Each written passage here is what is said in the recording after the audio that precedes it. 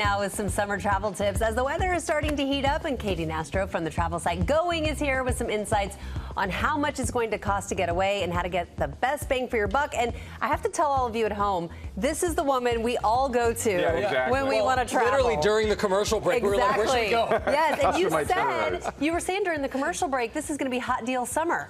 Yes, soft demand summer because of what we're seeing right now. You know, airlines and hotels are dealing with impacts from geopolitical tensions, tariffs, foreign tourists deciding to maybe not come to the U.S., as well as economic uncertainty that some people are feeling right now and thinking, is it good to travel this summer? Can I really afford it?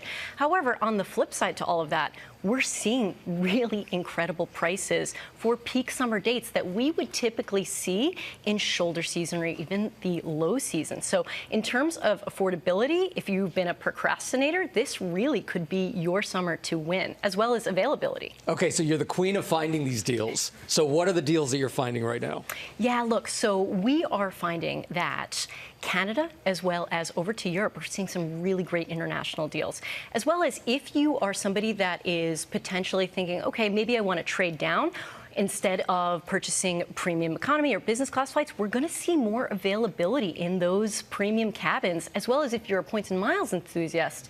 Last minute availability, we're anticipating to see more of this year, or this summer specifically, because of everything that's going on. Airlines, you know, if less people are flying, airlines need to discount these seats to entice people to fly. So cheaper fares all around. Okay, and so what more specifically for the summer? You talked about some of the airlines, but what else for summer break, summer travel? Yeah, so right now domestically, what we're seeing on the Going app, you can head from Cincinnati to Charleston, get this, $78 round trip. That's right. If you are looking to splurge a little bit, you can go from Detroit to Nashville for $364. Yeah, that's right. That's in business class. And that's round trip? That's round trip. In business class? In business class. Wow, okay. And then internationally, get this.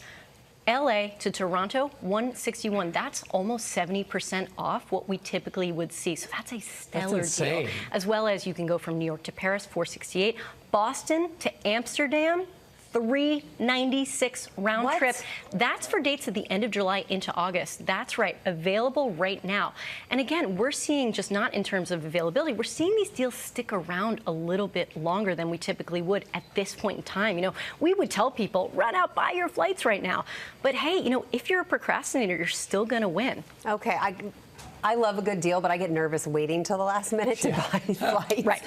So if you are planning to go away this summer, is July the best time? August? What is the best time to go? Yeah, Rihanna, great question. And you know, we wouldn't suggest, yes, definitely wait until a week before to buy that ticket to Paris.